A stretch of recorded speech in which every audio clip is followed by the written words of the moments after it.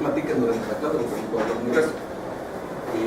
Vamos a continuar con el tema que habíamos estado viendo, que era el juicio sumario de desocupación y o de arrendamiento. No sé si antes de continuar tienen alguna duda de lo que habíamos platicado.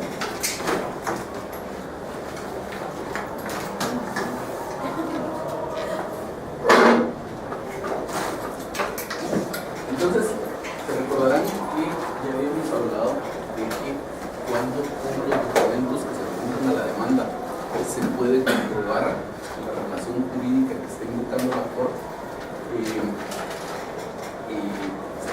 juez tiene que percibir al demandado de que si no se opone dentro del plazo de 3 días que dispone para el efecto, la desocupación se opera sin más trámite.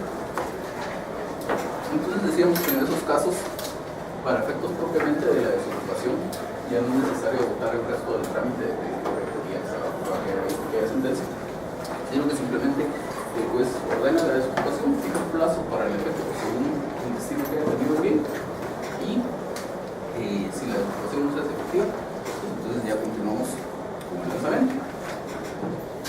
Respecto al lanzamiento, dice el artículo 241 que vencidos los términos fijados para la desocupación sin poder ser efectuado, un juez ordenará el lanzamiento a costa del arrendatario. Y si el párrafo no nos interesa, tampoco. Luego nos interesa de este tipo de juicio sumario el artículo 243. Solo son apelables los autos que resuelvan las excepciones previas a la sentencia. Para que se conceda el recurso de apelación, el arrendatario afluente debe acompañar a su solicitud el documento que compruebe el pago corriente de los alquileres o haber consignado la renta dentro del juicio. Esta última norma tiene dos cuestiones bien importantes. Por una parte, una limitación al recurso de apelación. En esta clase de juicio sumario, no en todos los juicios sumarios en general, sino en esta clase de juicio sumario, el recurso de apelación está limitado. Entonces, solo procede en contra de estas dos resoluciones, el auto que resuelva las excepciones previas y la sentencia. Y además, hay una resolución que es apelable en toda clase de procesos, que es el auto donde el juez acuerda la enmienda del procedimiento. Entonces, aunque eso no está regulado aquí, la enmienda del procedimiento está regulada en la ley del orden judicial. El artículo 67 de esta dice que el juez puede enmendar el procedimiento cuando se haya cometido algún error sustancial y que ese auto es apelable en toda clase de juicios. Entonces, aquí también se puede apelar. Son los únicos casos de apelación. De ahí todos los demás casos en los que la ley simplemente dice que alguna resolución es apelable, como el auto de la nulidad, por ejemplo, en esta clase de juicios son apelables. El auto que resuelva las excepciones previas, la sentencia, y el auto que decreta la infinidad del procedimiento. Entonces, el otro tema importante de este artículo es que establece que si el arrendatario es el que presenta el recurso de apelación, debe acompañar a su memorial el documento con el que acredite estar al libre de la renta. Podría ser el recibo o la factura, si es que el arrendante le recibió el pago de la renta, el documento con el que compruebe haber hecho el depósito, si es que la sociedad tiene que funcionar. Pero ese es un requisito particular para el caso de que la apelación sea arrendatario. Se ha discutido mucho en la práctica el hecho de si esta disposición es inconstitucional. Ha hablado mucho que es una disposición inconstitucional porque viola el principio de igualdad. Es un requisito que solo se impone en el caso del arrendatario y no en el caso del arrendante. Tiene más que cumplir con el plazo de presentación del recurso de apelación para que sea admisible. La Corte de Constitucionalidad, al inicio, cuando empezó a funcionar la Corte de Constitucionalidad, que es a partir de la Constitución actual, declaró con lugar algunas inconstitucionalidades en caso concreto por esta razón, diciendo que pues, efectivamente aquí existía una violación al principio de igualdad al establecer un requisito que solo era aplicable para el arrendatario, sino para el arrendante. Luego,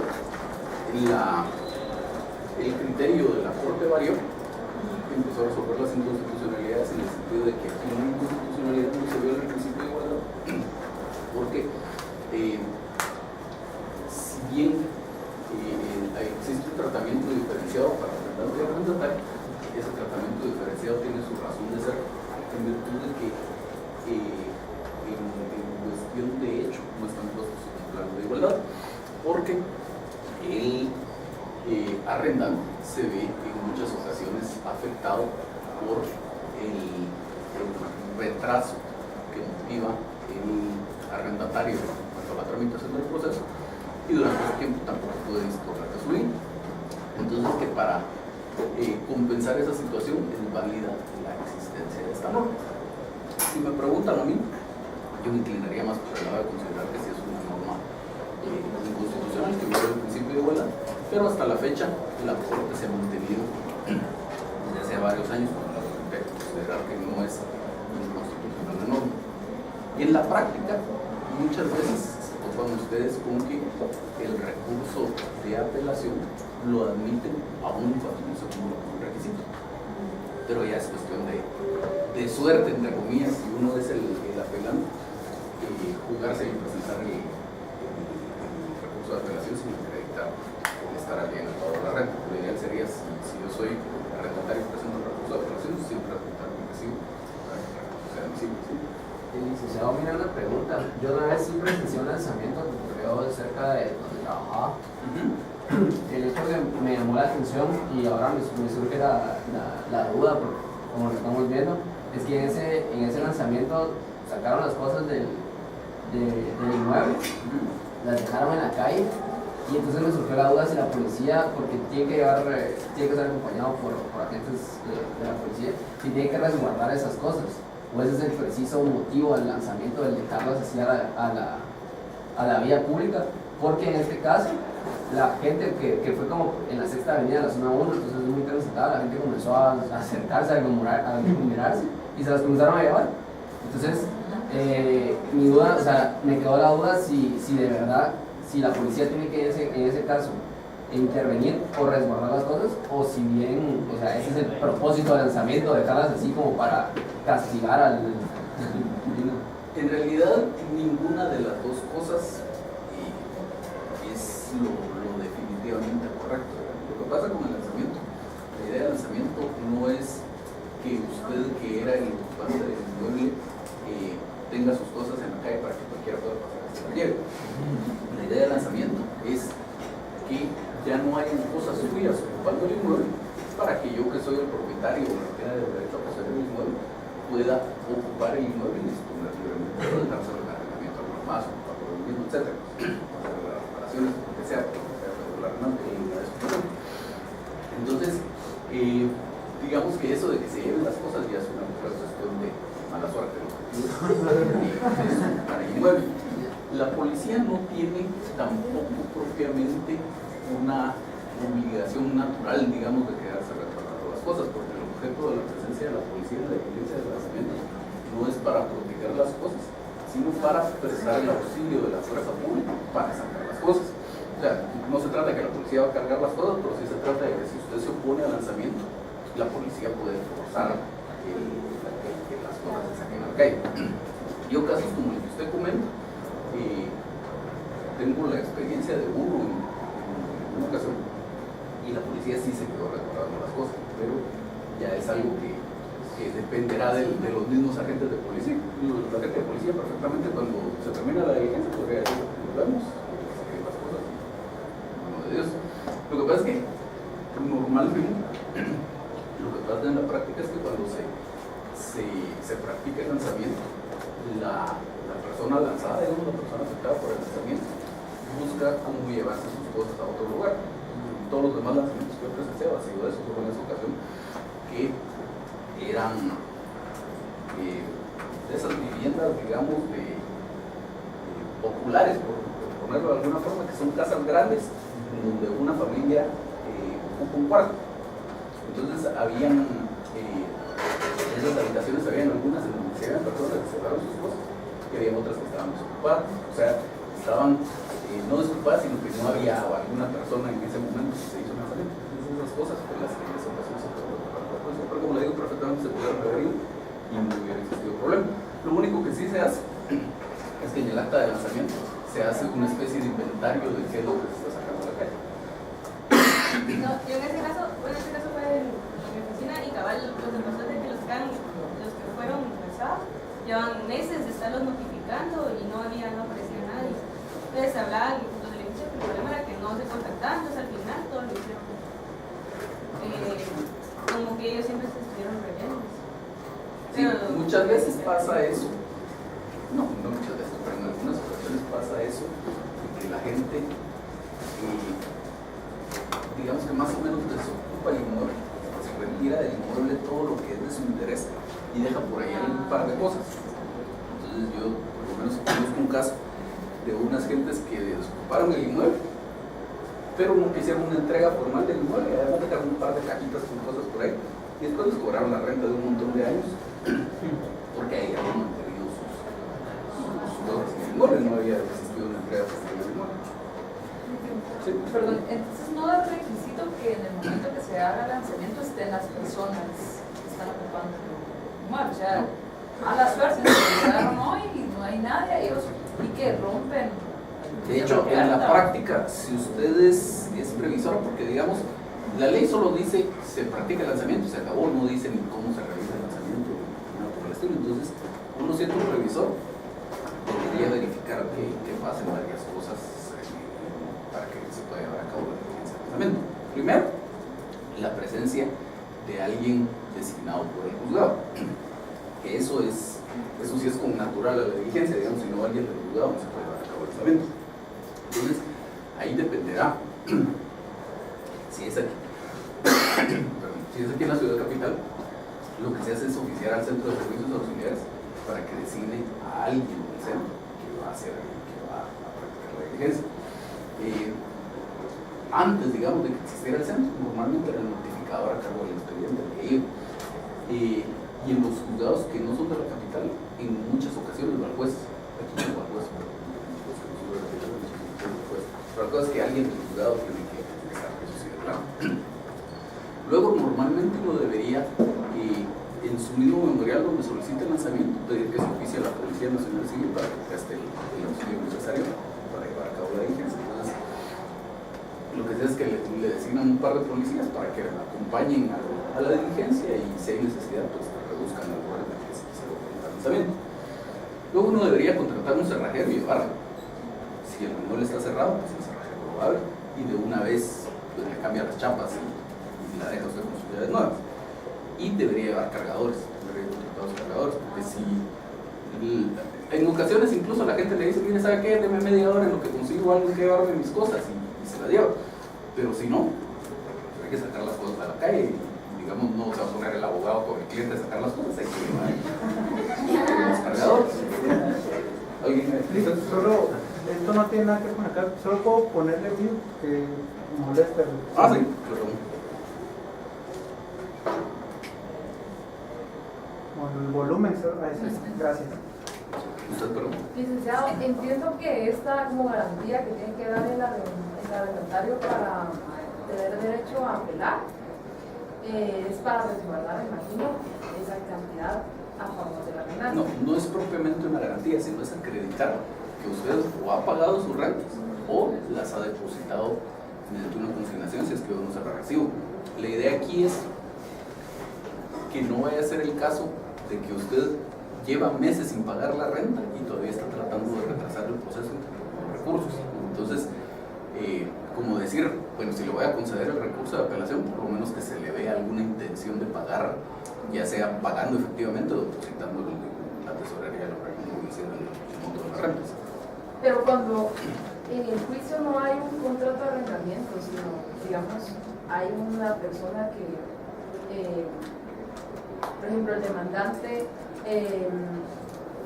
no en un contrato de arrendamiento, sino normalmente permitió que ocupara un inmueble una persona y luego la quiere desalojar. Dependerá del contrato, porque si es un contrato de arrendamiento verbal, la cuestión, pero igual, la cuestión es que mientras sea contrato de arrendamiento y el arrendatario presenta el recurso de apelación, debe cumplir con esa norma. Si es cualquier otro caso, si es un intruso, un simple tenedor, un derecho de uso de su fruto de habitación. En cualquier otro caso, el requisito no aplica. Es como en cualquier otro proceso que estoy presente sobre el uso de habitación. Pero entonces, en la práctica, no sé, supongo que no se ve que realmente el arrendatario interponga o quiera apelar esa sentencia, porque si tiene que pagarlo, o sea, si lo que se quiere es que lo que quiere la persona nunca pagar. ¿Verdad? Entonces, y si a mí me obligan para yo poder apelar esa sentencia, pagar lo que yo debo, no tendría ningún sentido para que... En la práctica sí se ve con muchísima frecuencia por varias razones. Primero, pudiera ser que usted, digamos, yo ya no le quise recibir las rentas porque es un contrato de arrendamiento que teníamos desde hace 20 años en donde usted me pagaba 500 quetzales al mes y obviamente ahora eso ya no está acorde a los precios de mercado. Entonces a usted le interesa mantenerse en el inmueble pagando los 500 quetzales al mes todo el tiempo que pueda. Y entonces cuando yo no le recibo las rentas, usted empieza a consignar. Entonces siempre va a tener su recibo que le acredita la consignación. Es una posibilidad. Luego la otra posibilidad es que, como le decía, usted aún no teniendo alguna constancia de pago, presente su recurso de apelación y a lo mejor tiene la suerte, entre comillas, de que el juez le admita la apelación sin verificar el cumplimiento del requisito, que pasa con mucha frecuencia también.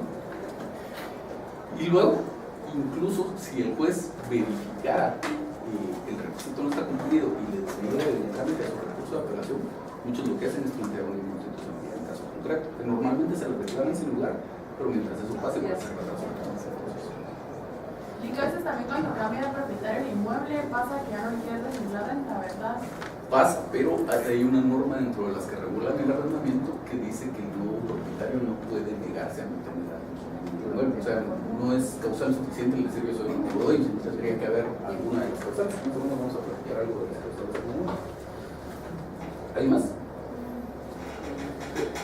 En la parte de lo que estaban discutiendo del lanzamiento, en la práctica he visto que muchas veces, por ejemplo, el organismo judicial no lo ejecuta porque, por ejemplo, la persona que abre la puerta no es el demandado, o como que ellos no quieren nunca tener que abrir los candados porque usted dice que pues, se puede llevar un cerrajero.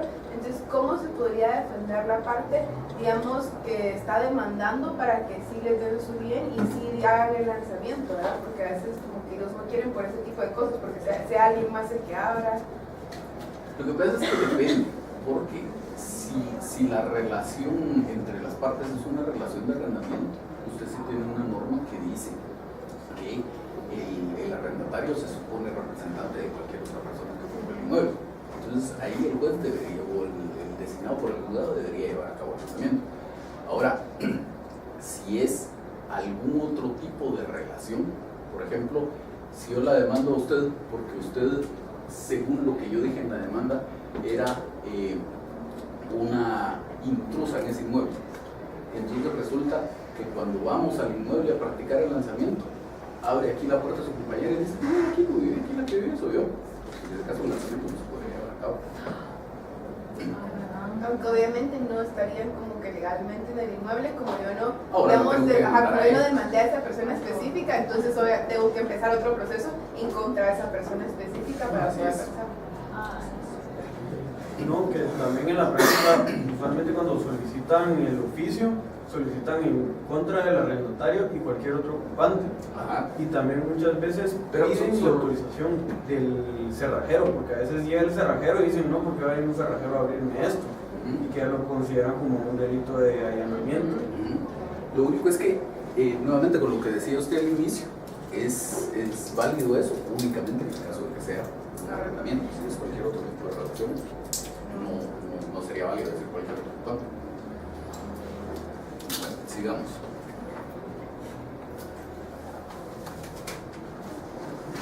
Entonces recuerdan que en la clase anterior hablábamos que siempre en este tipo de procesos para pedir la desocupación necesitamos una causal, a no ser que estemos demandando a un simple tenedor o intrusos, y es una persona que recibió el inmueble con la obligación de restituirlo, necesitamos una causal. En el caso del arrendamiento, dice el artículo 1930 del Código Civil,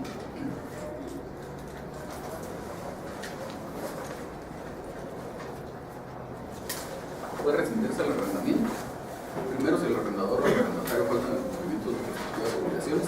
Segundo, si tratándose de una finca rústica, el arrendatario abandona las plantaciones existentes a la actividad de contrato o no las cultiva con la debida diligencia.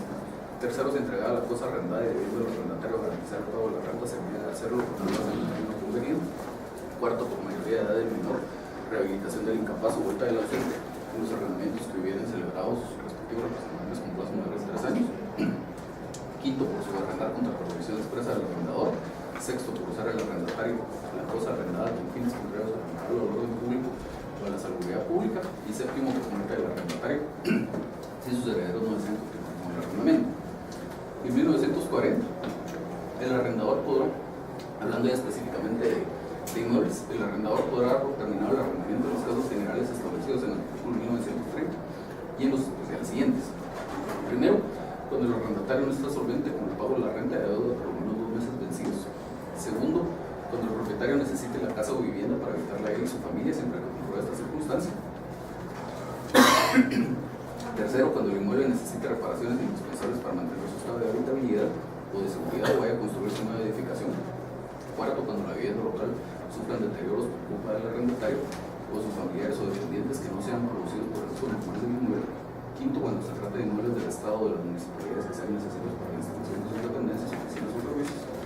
Y sexto, cuando el propietario necesite local para instalar su negocio o cualquier otra actividad lícita siempre que no tenga otro inmueble con las condiciones adecuadas para tal fin. Luego, cualquiera de los casos anteriores se procederá de acuerdo con lo que establecen las medidas restrictivas, que sería este juicio superior de desocupación. Siempre en materia de arrendamiento tenemos otro par de normas que son importantes. El artículo 1895 del Código Civil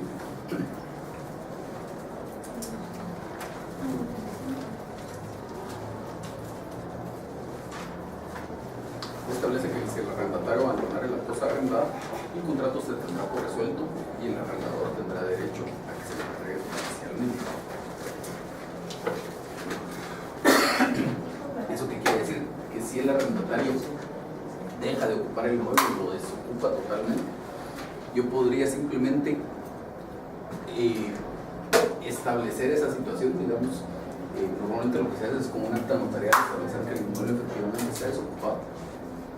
Si ya tuviéramos un juicio sumario en trámite, por ejemplo, se presenta esa acta junto a una memorial de acuerdo donde se le pide que haga la entrega judicial del inmueble en virtud de estar abandonado al arrendatario. Entonces, se hace, digamos que lo que sería el principio de un lanzamiento, es decir, va uno acompañado de la autoridad, se constata si el inmueble efectivamente está desocupado. Si no está desocupado, ahí se suspende la vigencia, porque no se ha seguido todo el procedimiento como parte del lanzamiento. Ahora, si el inmueble sí estuviera desocupado, pues simplemente se hace la entrega judicial, es decir, el miembro del tribunal lo pone a uno en posesión del inmueble y se acabó. Si no hubiera juicio sumario todavía, muchas veces lo que se hace en la práctica es no plantear el juicio sumario, sino plantear esto como diligencia voluntaria nada más. Entonces, se le notifica al arrendatario.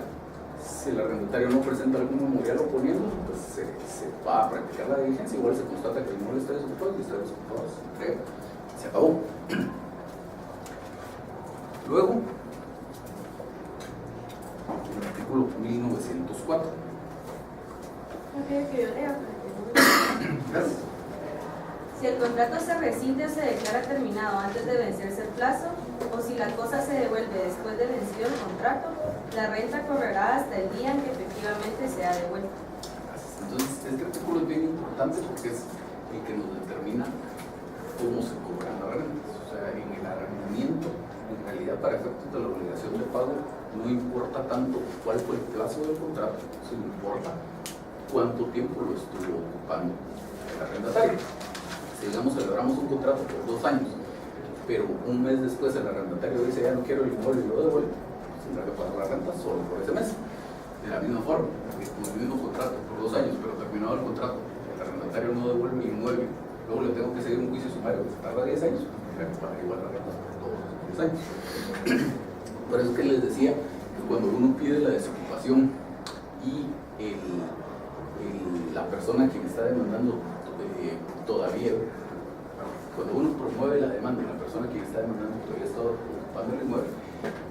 de pedir la desocupación, uno tendría que pedir el pago de las rentas no de un tiempo específico, sino decir a partir de tal fecha hasta la efectiva desocupación. Entonces eso cubrirá todo el tiempo que sea necesario para la tramitación del proceso.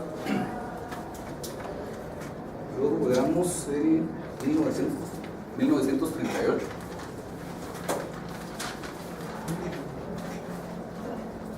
La restitución del edificio la hará el arrendatario desocupándolo enteramente y entregándolo con las llaves al arrendador.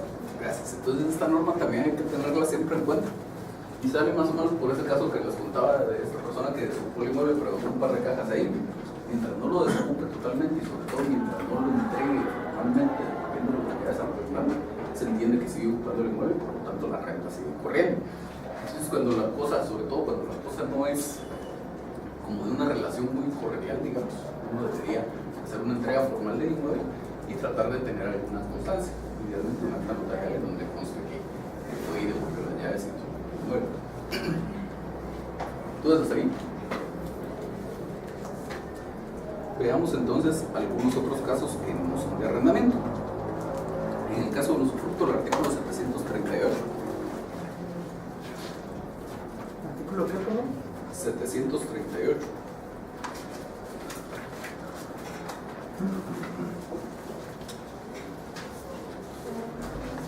Extinción del usufructo.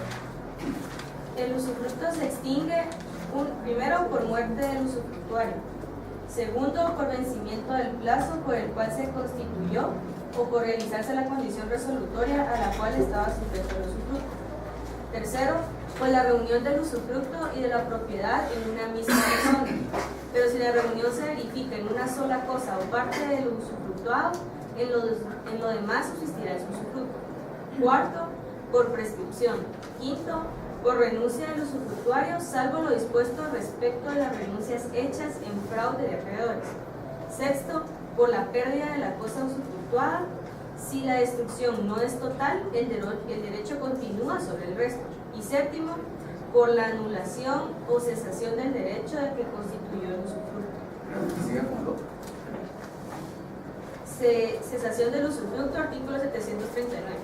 También puede cesar el usufructo por el abuso que el usufructuario haga de su derecho, deteriorando los bienes o dejándolos perecer por falta de las reparaciones ordinarias. En este caso, la extinción del usufructo no procede de hecho, sino que debe ser declarada por resolución judicial. También puede optar el propietario en el mismo caso a que se le ponga en posesión de los bienes, obligándose a pagar al usufructuario periódicamente el producto líquido de los mismos, deducido del honorario de administración, fijado de conformidad con la ley. Gracias. Entonces ahí vemos que según el tipo de relación de que se trata, vamos teniendo algunas causales. Ya vimos el caso del arrendamiento, estas son las que operan en el caso del usufructo, pero siempre la ley establece algunas causales y debemos enmarcarnos en alguna de ellas para poder demandar la desocupación. Finalmente, el 750.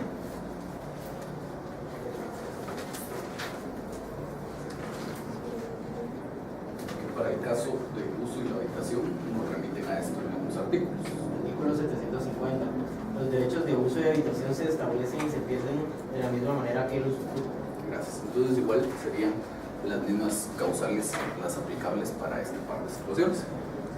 Licenciado, pero en el caso de comercio usufructo, el juicio es este mismo juicio sumario de desocupación y tratamiento de desocupación, o sea, es exactamente lo mismo.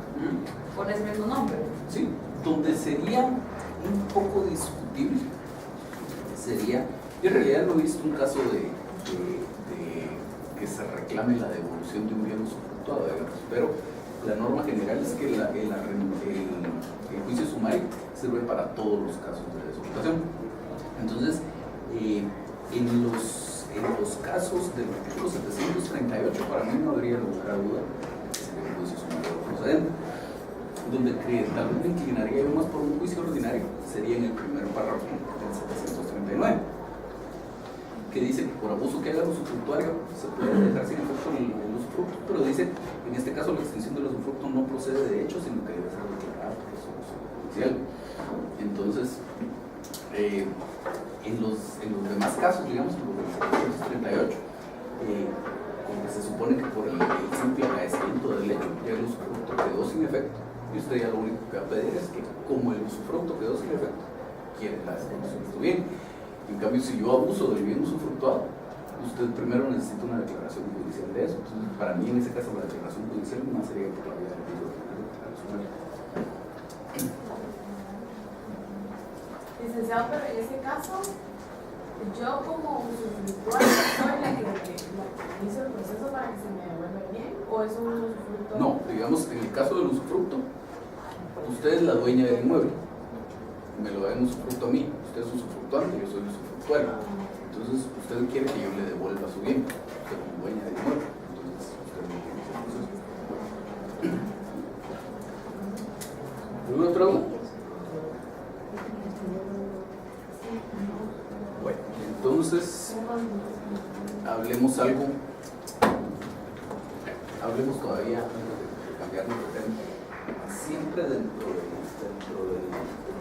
proceso de desocupación hay que tener en cuenta algo que va muchas veces acompañando a ese proceso de desocupación, que es el tema de la consignación.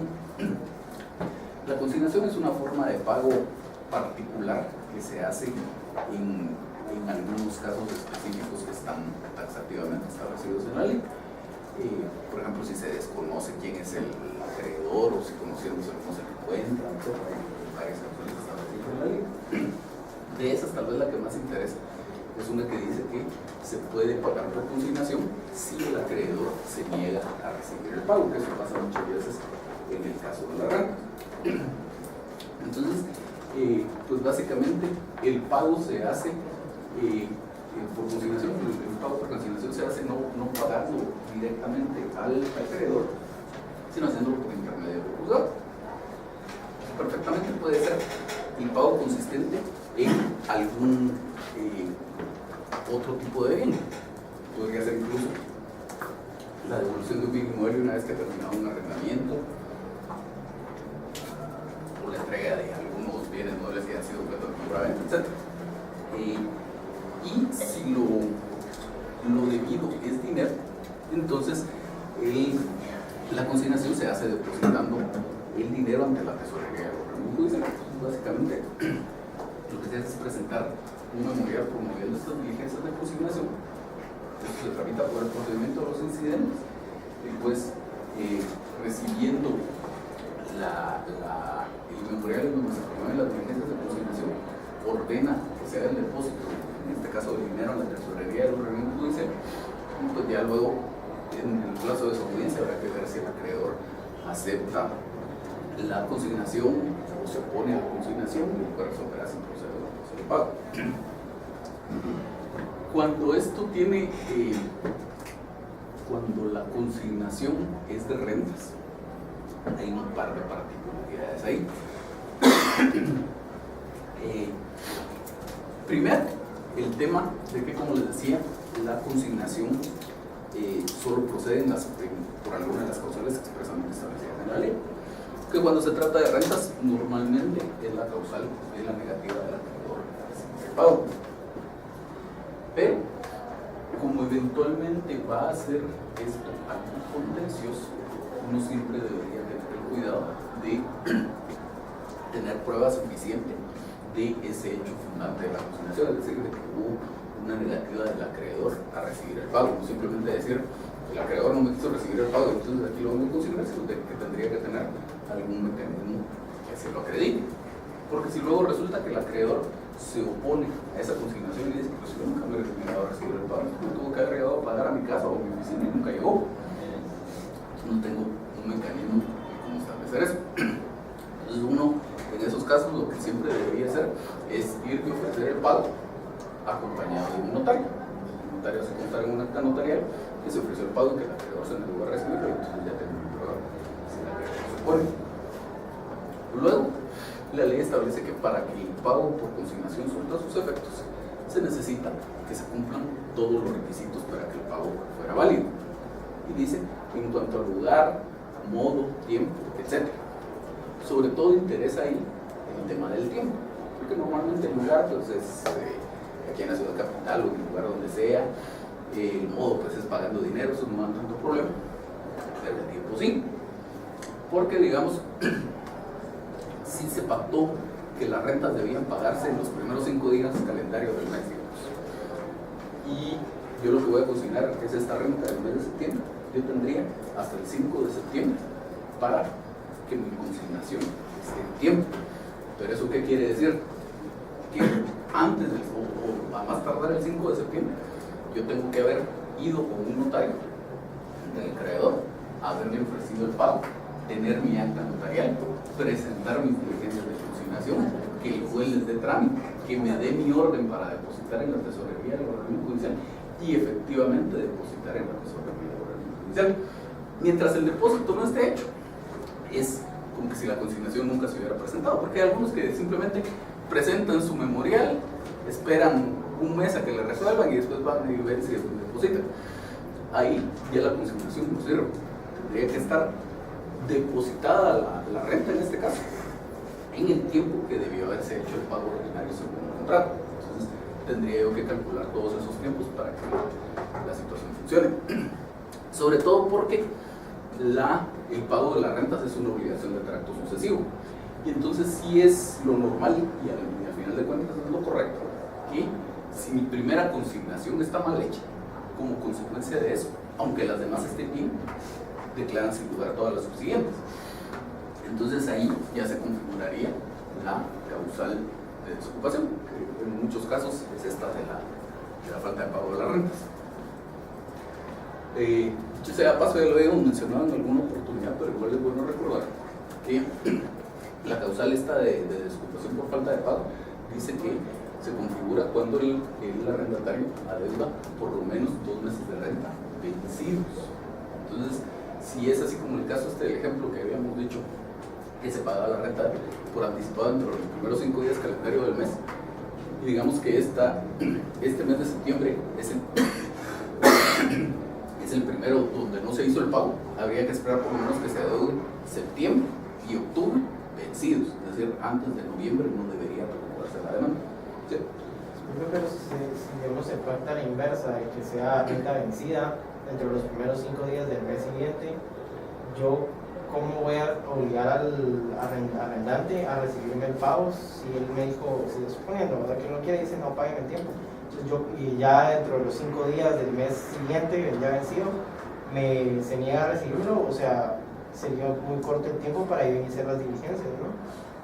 Para poder hacer la consignación dentro de ese periodo, siempre de los 5 días al mes vencido. No necesariamente, porque sobre todo hay una norma, no me pida que se lo ubique en este momento porque no la tengo de memoria, pero hay una norma en el Código Civil que dice que el plazo se entiende pagado en favor del deudor.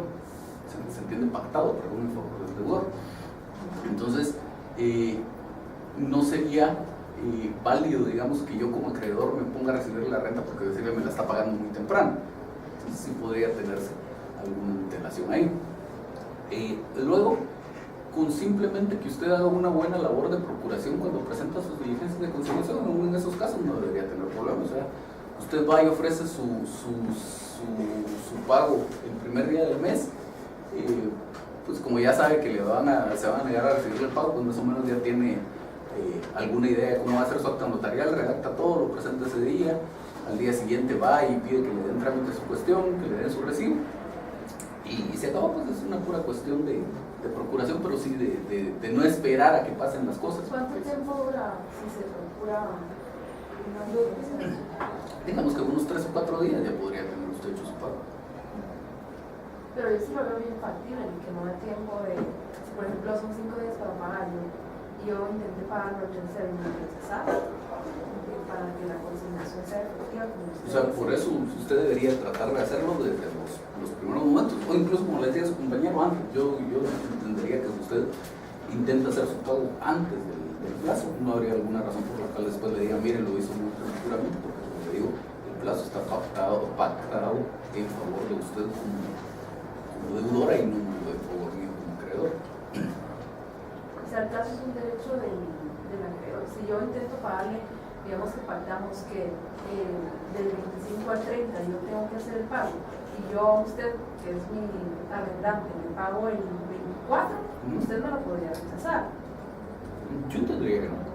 Pero digamos, podría alegar Por ejemplo, si usted, digamos, ya no quiere seguir con O sea, como cuestión de hecho lo podría hacer, pero a lo que me refiero es que, con que no lo podría hacer, es que si toda mi oposición versa sobre eso, y usted consignó el 24, digamos, cuando tendría que haber sido el 25 al 30, el juez debería declarar con lugar su consignación. Ahora, si las consigna después, entonces estamos en problema. Pero mi pregunta es, si yo intento pagarlo antes del plazo que estipulamos en el arrendamiento, el acreedor no está obligado a recibir ese pago. Para mí sí. O sea, yo como cuestión de hecho le podría decir no le recibo el pago, pero lo mismo le podría decir si usted llega el 25, cuando ya estamos en el plazo en que no tiene que pagar, podría decir no le recibo el pago. Entonces usted hace constar la negativa al pago y hace su cliente de consignación.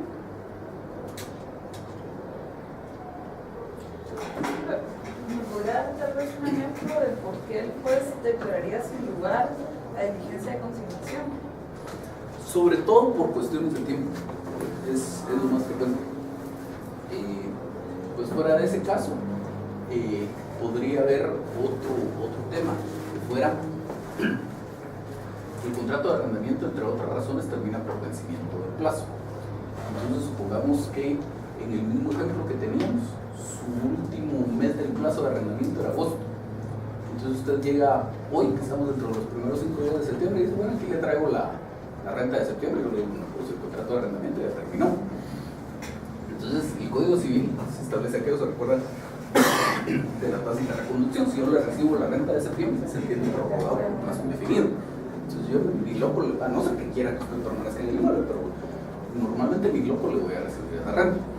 Entonces usted va a tener que consignar, y cuando consigne, yo me puedo poner diciendo que ese contrato de arrendamiento ya terminó por vencimiento del plazo, por lo tanto la consignación no procede. Y entonces hay otro par de cuestiones nada más con las diligencias de consignación. Las diligencias de consignación se pueden acumular, las siguientes rentas se pueden ir acumulando a la primera, de tal manera que en el expediente de consignación, digamos, si la primera consignación fue hasta de septiembre de este año, luego la de octubre, no necesariamente tengo que hacer un expediente nuevo, sino que presento un memorial dentro de este mismo expediente, y ahí se pueden seguir haciendo las demás cada mes. Siempre le tienen que dar un recibo nuevo, no es que usted pueda Sí. ir a esa página. Así es. Y la otra opción es que si sí hay un juicio sumario, las diligencias de consignación se pueden ir acumulando al proceso sumario para que en la sentencia del sumario se resuelva si procede o no cada una de las consignaciones, por lo tanto si procede o no. Ahí estaríamos con este juicio sumario, no sé si hay dudas. ¿No?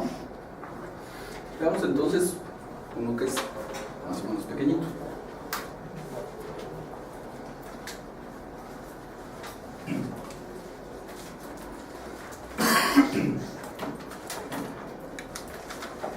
Perdón, solo una duda. ¿No? Cuando mencioné sobre el juicio sumario, para unir el incidente, si usted inició primero el incidente, después cómo lo agrega al sumario.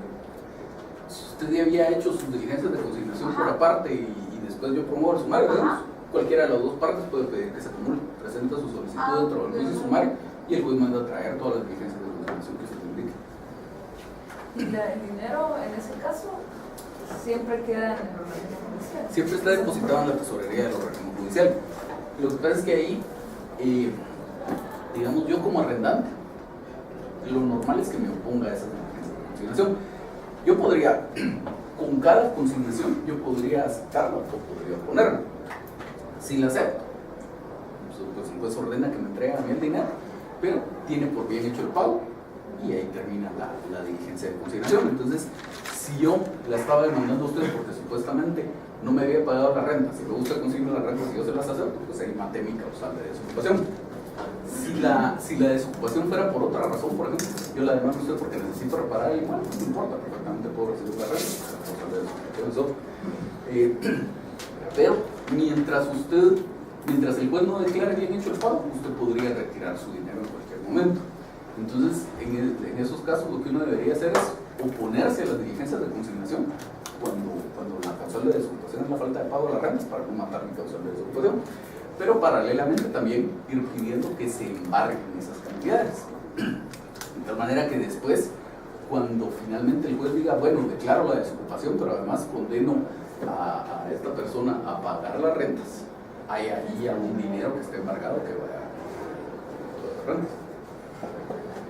Ya, y digamos, si yo demando el pago de rentas retrasadas, yo vi en un memorial, pero que también como cada pago mensual, por ejemplo, es una distinta pretensión.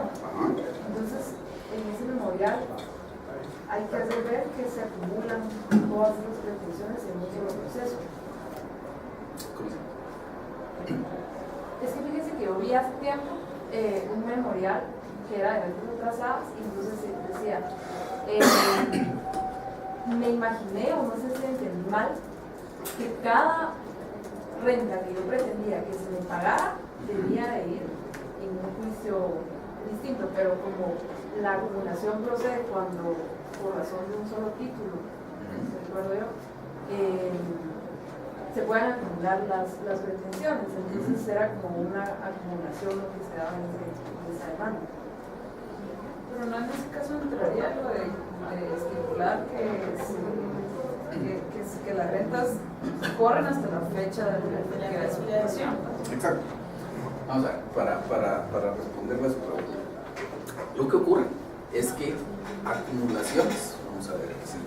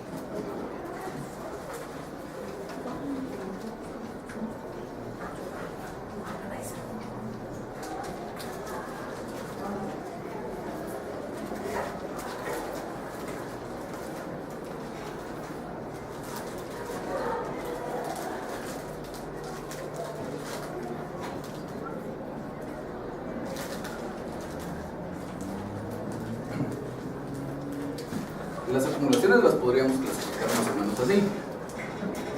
Para empezar, está, si alguien quiere comer o beber algo, a mí no me molesta. Está la acumulación de acciones y está la acumulación de procesos. La acumulación de procesos, digamos, de lo que se trata es, se iniciaron los procesos por separado y si se cumplen los presupuestos establecidos en la ley, yo puedo pedir que después se unan en un solo expediente para que el juez lo resuelva en una sola sentencia. Caso típico, lo que preguntaba alguien por ahí, ¿qué pasa si yo ya había iniciado mis diligencias de consignación y después inicia el juicio sumario? Mandamos a traer esos otros expedientes de consignación y eso es una acumulación de procesos. Por ejemplo, un choque de vehículos. Yo demando a Juan diciendo que él tuvo la culpa. Por aparte, en otro proceso, Juan me demanda a mí diciendo que yo tuve la culpa, porque eran los dos pedidos que se acumulan para que en una sola sentencia se decida, porque si no, perfectamente se podrían dar sentencias contradictorias. En uno me condenan a mí a pagarla y en otro lo condenan a él a pagarme a mí. ¿Sí? No puedo decirme, ya no puedo leer dispendencia. Sí, yo sé que la figura es útil, pero como la pretensión no puede alegar dispendencia, porque la dispendencia requiere identidad, o sea que sea exactamente lo mismo en sujetos o en causa. Entonces, digamos, en este caso del ejemplo de Juan y el choque, son los mismos sujetos, pero no ocupan la misma posición en la relación procesal, está invertida. La pretensión, o sea, el objeto, es distinto, porque en un caso es que Juan me pague a mí y en el otro que yo le pague a Juan, y la causa es distinta, porque en un caso yo diré, pues él se pasó el semáforo que estaba en rojo y él dirá, el semáforo estaba apagado y había un letrero de alto, entonces los hechos son distintos, ahí no hay dispendencia. Lo que puede haber es una acumulación procesos. Ahora, la acumulación de acciones, de lo que se trata es de que en principio estrictamente en una acción tenemos un demandante y un demandado que están discutiendo, usted fue el que hizo la pregunta, ¿verdad? Que están discutiendo entre ellos una pretensión. Entonces, pero perfectamente es posible que haya más de un demandante, que haya más de un demandado, o que esta cosa está mal.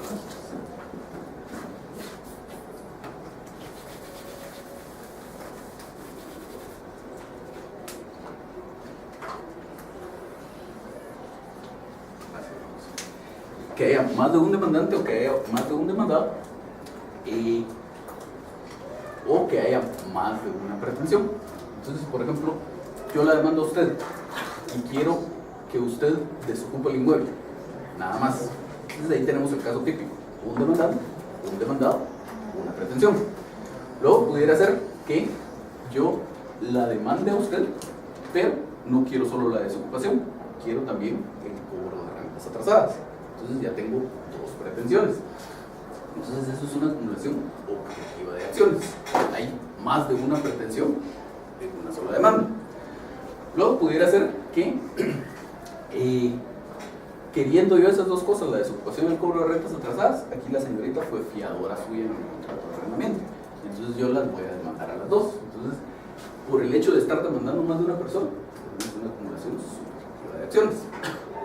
Y en este caso además es mixta, porque tengo dos pretensiones y tengo más de un demandado. Y entonces eso de la acumulación subjetiva es lo que se conoce como un disconsorcio, que puede ser facultativo o necesario. Es decir, hay casos en los que la demanda sería válida solo en contra de una persona. Ejemplo típico es porque yo, como la figura de la fianza normalmente se pacta de forma solidaria. Yo la podría mandar solo a él, la podría mandar solo a usted, o a las dos, es decisión mía. En otro caso, por ejemplo, totalmente distinto, es una nulidad de un negocio jurídico en donde supuestamente ustedes dos compraron un bien inmueble que era mío. Yo quiero la nulidad de ese negocio jurídico, pues si las tengo que demandar a las dos, porque si declaran con lugar la nulidad, las dos se verían afectadas. Entonces, regresando a su pregunta, usted hablaba de una acumulación de acciones, en ese caso de que se estaban reclamando varias rentas. En el fondo, sí ahí existe una acumulación de acciones, una acumulación objetiva de acciones, porque son varias pretensiones las que yo tengo en contra de esta persona. Pero no hay necesidad de especificarlo así en el memorial, o sea, de llamarlo por su nombre, de decir que estoy ejercitando una acumulación objetiva de acciones porque tengo las pretensiones de pago de todo este montón de rentas. Basta, como bien decía su compañera, que yo diga, pues soy propietario de este inmueble, lo describo, digo que se lo deja arrendamiento a ustedes, describo el contrato de arrendamiento, digo cuáles eran las principales obligaciones de ese contrato de arrendamiento, digo que usted incumplió a partir de tal fecha, por lo tanto comparezco a demandar las rentas que corren desde tal fecha hasta la efectiva desocupación del inmueble y tengo cubiertas todas las rentas que se causan mientras el proceso se está tramitando. Entonces, con eso... Como una sola pretensión. Sí, en el fondo contiene un montón de pretensiones, pero lo plantea como una sola petición. ¿Sí? Disculpe, en el artículo 55 dice: contra la misma parte puede proponerse en el mismo proceso diversas pretensiones, siempre que no sean contradictorias ni que hayan de seguirse en juicios sujetos a procedimientos de distinta naturaleza, observándose lo dispuesto en el artículo 11. Ajá. Eso sería el objetivo. Eso sería el objetivo. Que es en el caso, por ejemplo, este arrendamiento del desahucio, del pago de rentas. Sería un ejemplo de eso. O cuando usted reclama, por ejemplo, daños y perjuicios. Daños es una pretensión, perjuicios es otra. Pero tampoco hay que hacer menciones en el modo de la acumulación, no es necesario. No es necesario. No puede mencionar en la cita de leyes si usted quiere, pero no es necesario. ¿Vamos? Ahora, distinto sería si, por ejemplo, yo voy a discutir el hecho de que eso se pudiera demandar en un solo proceso. Yo, por ejemplo, tuve un caso que al final no me convenció cómo lo resolvieron, pero les cuento la historia. Un caso en donde se demandaba la nulidad de una escritura de mandato, en donde el mandatario, en ejercicio de ese mandato, había reconocido a un menor de edad en nombre de su mandante. Entonces, demandaban en un proceso civil la nulidad del mandato y además la nulidad de ese reconocimiento de hijo que se había hecho en el ejercicio del mandato. O sea, ahí lo que se alegaba es que, entre otras cosas, pues se alegaba que no se podía demandar eso en un solo proceso, porque el tema del reconocimiento del menor era pues una cuestión que era competencia de un juez de familia. Por lo tanto, ahí usted dice, observándose lo dispuesto en el artículo 11, que lo que hace referencia es que que el juez sea competente para conocer de todas las pretensiones. Entonces, digamos, este juez, el civil, podía conocer la nulidad del mandato, pero no podía conocer la nulidad del conocimiento. Al final de cuentas, el tribunal, como resolvió, tiene usted razón, ese juez es incompetente para conocer del reconocimiento que se hizo de ese menor de edad, pero sí es competente para conocer la nulidad del mandato. Entonces, juez continúa el proceso, pero solo en cuanto a la nulidad del mandato. Para mí, no podríamos partir de esa forma el proceso, digamos, tendría que haber sido totalmente incompetente el juez y que presentara sus cuestiones personales, pero de esa forma resolvió el tribunal. Pero a eso es a lo que vamos, a que cuando yo promuevo la demanda, digamos, no es necesario que argumente que sí se cumplen los presupuestos como para que pueda existir una acumulación objetiva. Si luego usted como demandada considera que la acumulación no procede, pues entonces se argumentará por qué. ¿Alguien más? ¿Dudas? Bueno, entonces decíamos, vamos a hablar de un juicito sumario cuya regulación es bien breve, que es el juicio sumario de entrega de bienes muebles.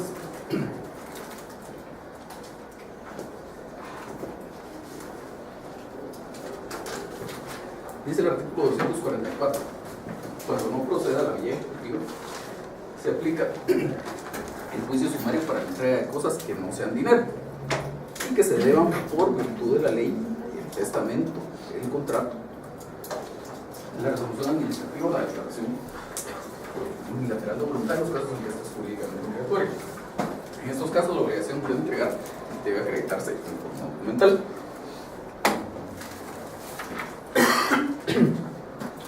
Entonces, en cuanto a esa obligación de entrega de bienes muebles,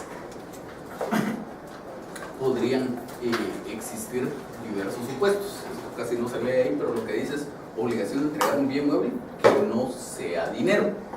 Eso hay que remarcarlo aquí, porque este proceso pues, no aplicaría para inmuebles, porque para eso tenemos el juicio sumario de esa situación, que normalmente es donde se ventila el tema de la entrega de bienes inmuebles.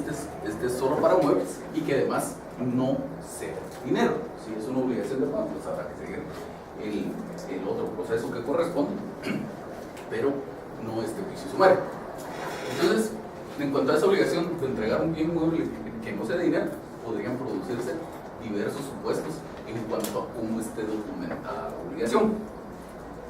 Podría ser en principio que no haya documento, simplemente es una obligación que se contrajo de forma verbal o que es un tema de condena, como cualquier otra situación en donde ustedes pudieran pretender que condenen a alguien a entregarles algún bien. Entonces, si no consta esto en un documento, ese es el primer supuesto. El otro supuesto es que existiera un documento privado, y ahí entre paréntesis tenemos sin legalización de firma ni reconocimiento ante juez, y que además se trate de un documento que no sea título de crédito. Entonces, un documento privado en todo el sentido de la palabra, porque sí podemos tener documentos privados que tengan legalización de firma o documentos privados que estén reconocidos ante juez, que esos normalmente sirven de título ejecutivo, entonces esos ya los ponemos en otra categoría. Y además los títulos de crédito que ni llevan legalización de firma ni están reconocidos ante juez, pero también corresponden a otra categoría distinta. Y entonces el último supuesto es ese, un documento que tenga la categoría de título ejecutivo. Y entonces ese documento que tenga la categoría de título ejecutivo podría ser una escritura pública, un documento privado con legalización de firma, un documento privado reconocido ante juez, un título de crédito o cualquier otro documento al que la ley le dé la categoría de título ejecutivo. Siempre aquí, recuerden que estamos hablando de que la obligación consiste en entregar un bien mueble y que ese bien mueble sea dinero. Entonces, dependiendo de cuál de estos supuestos estemos hablando, eso dará lugar a un procedimiento distinto para reclamar esa obligación. Entonces, en el caso del documento privado, todavía podríamos incluir un poco más, que es un documento que tendría la categoría de título ejecutivo, pero no cumple con los requisitos. Es decir, es un documento, es una obligación, por ejemplo, que consta en una escritura pública, pero que por alguna razón no cumple con la posibilidad de ser ejecutada. O lo mismo si consta en un documento con firmas del privado, con firmas legalizadas o reconocimiento de jueces, etc. Entonces, en todos esos casos, como les decía, dependiendo de la categoría de documento del que estemos hablando, vamos a tener un procedimiento distinto.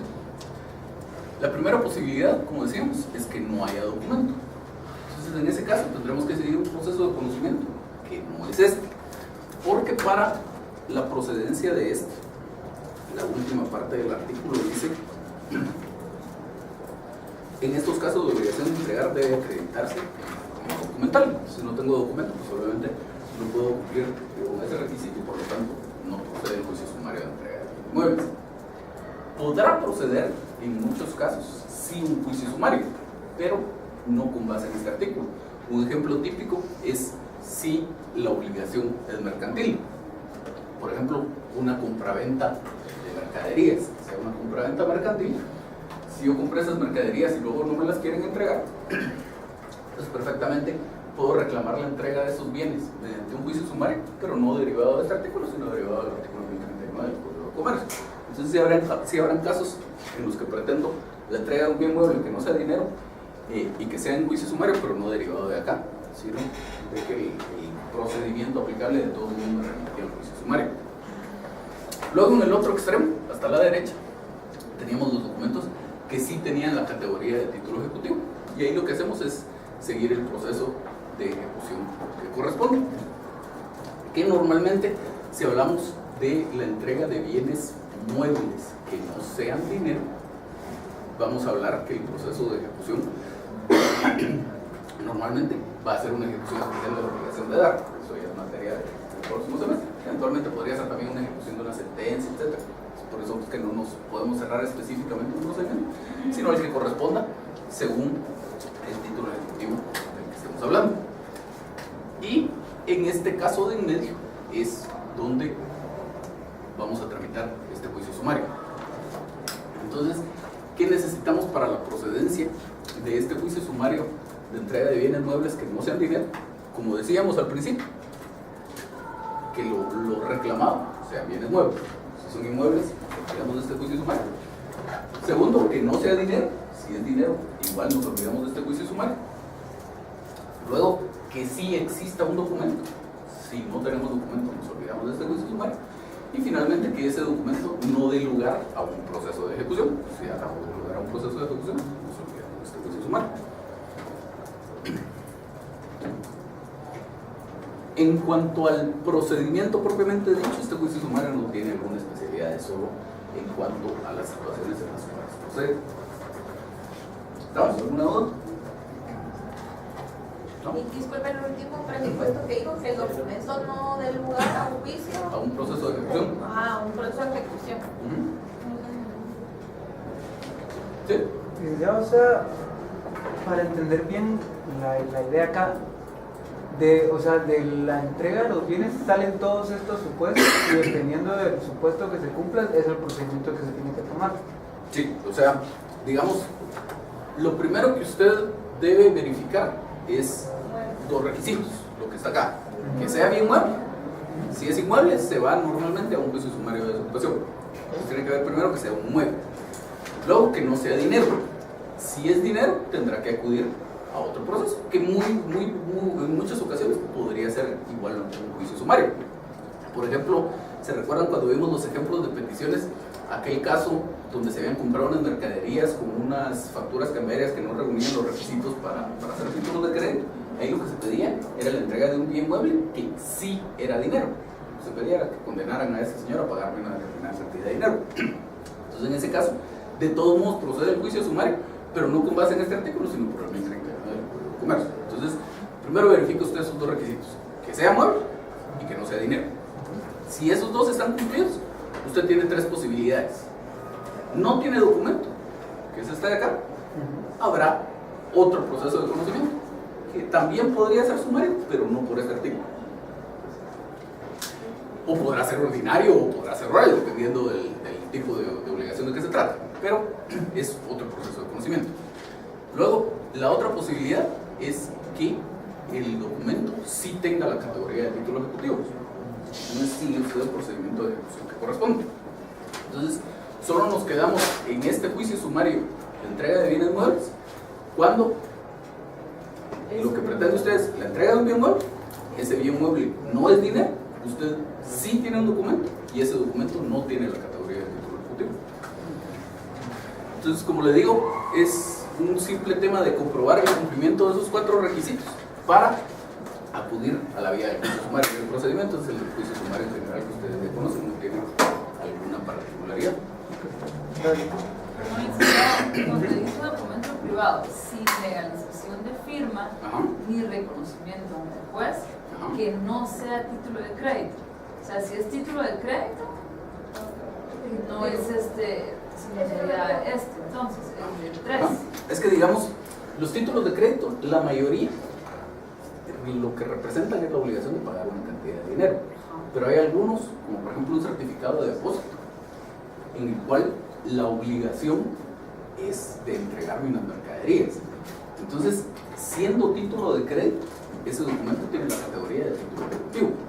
Entonces, ¿es un documento privado? Sí. ¿Tiene legalización de firma? No. ¿Tiene reconocimiento ante juez? Tampoco, pero como es título de crédito, de todos modos cae de este lado, es título ejecutivo.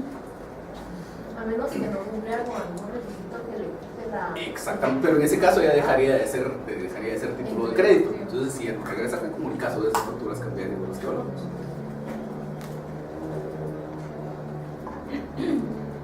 ¿Estamos fluidos? Dice si es trámite normal del juicio Es un sumario. puro juicio sumario. Bueno, entonces ya pasó el tiempo de modificaciones en la universidad. Entonces, si están aquí, ustedes son los que decidieron quedarse en la clase. Y entonces quiere decir que ya podemos pasar a la asignación de los trabajos en grupo. Necesito que me organicen 6 grupos. Según la página de la universidad, creo que hay 23 alumnos asignados en el curso, entonces podrían ser grupos de 3 o de 4. Si quieren, tómense un par de minutos para anotarme los nombres en una hoja, sin hacer mucho escándalo por las clases que están en la vecindad. De 5 no puede hacer. No.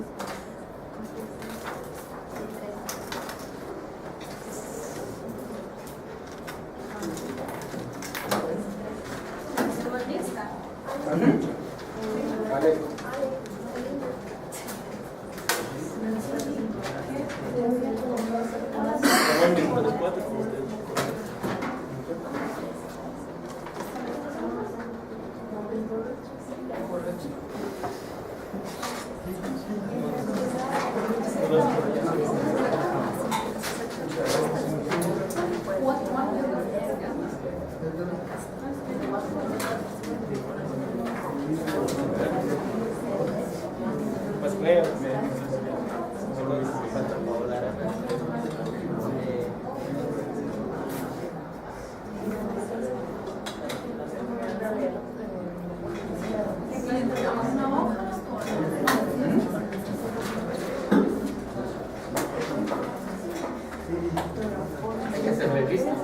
Sí.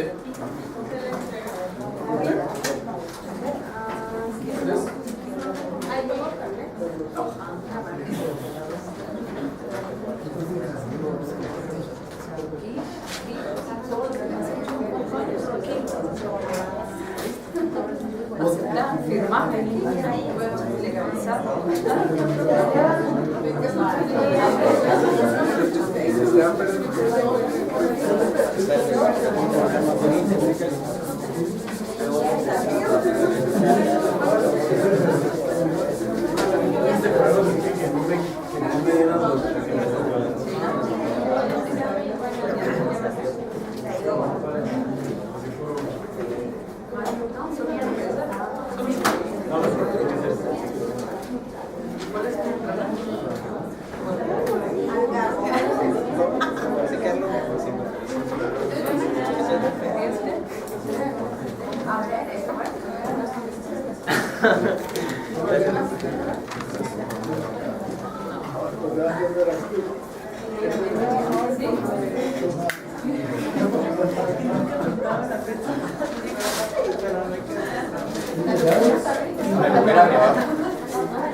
Me falta un grupo.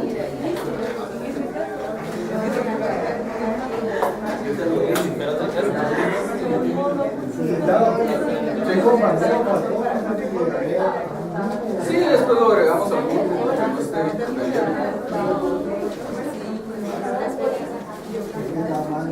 Bueno, sigamos. Vamos a asignar entonces los trabajos. Por favor, pase al frente uno a cada uno.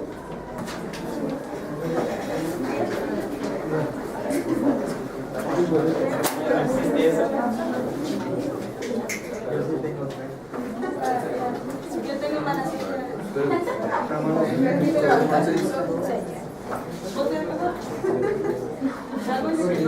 ¿Quedó por el ustedes?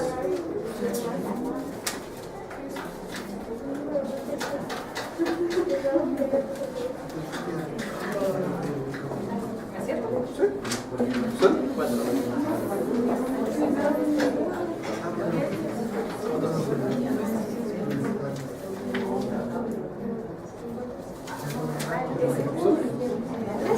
ustedes?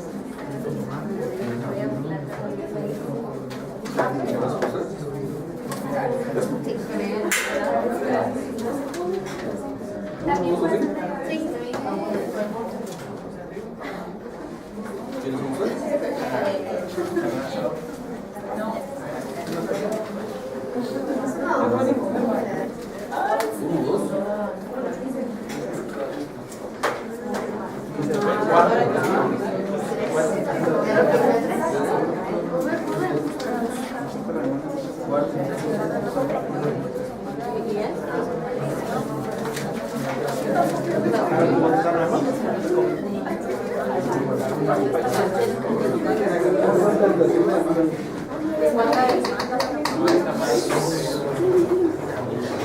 Sigamos entonces. Entonces, como ven ustedes acá, van a